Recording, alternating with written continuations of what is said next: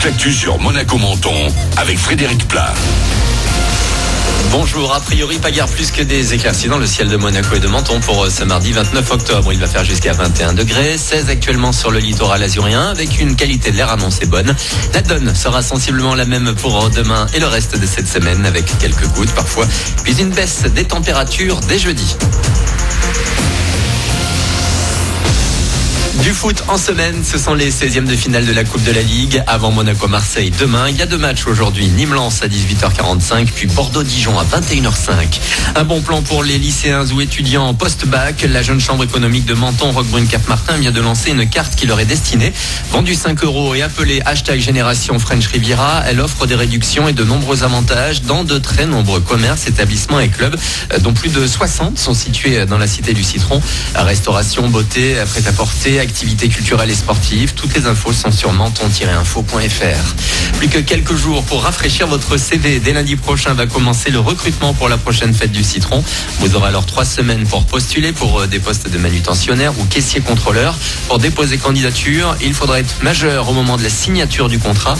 La 87e édition aura lieu du 15 février au 3 mars. Sur la route, cet appel à la responsabilisation et la mobilisation par l'association G-Addiction en cause d'un nouvel accident qui a coûté la vie à un motard à Beau-Soleil le week-end dernier, alors qu'on en arrive à près d'une trentaine de victimes depuis le début de l'année dans les Alpes-Maritimes. Pour l'assaut, tous les conducteurs doivent se comporter en adultes. On ne pourra jamais placer un policier ou un gendarme derrière chaque 2 roues. Quelles mesures pour lutter contre les violences conjugales? Le Grenelle lancé début septembre sur le sujet doit rendre ses conclusions aujourd'hui à la secrétaire d'État à l'égalité femmes-hommes, Marlène Schiappa.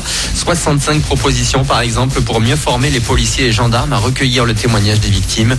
La statistique est toujours effrayante. En France, tous les 3 jours, une femme meurt sous le coup de son conjoint ou de son ex.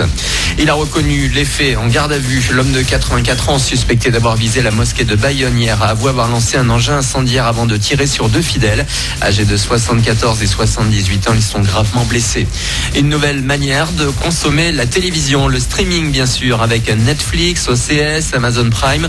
D'après un sondage, près de la moitié des Français jugent l'offre suffisante à l'heure actuelle, alors qu'Apple doit débarquer avec son service dans quelques jours. Problème soulevé avec la multiplication des acteurs sur le marché, le prix, puisqu'il faut des fois dépenser plus pour s'abonner à plusieurs offres. Certains trouvent ça aussi trop complexe. Voilà pour votre actu 9h02.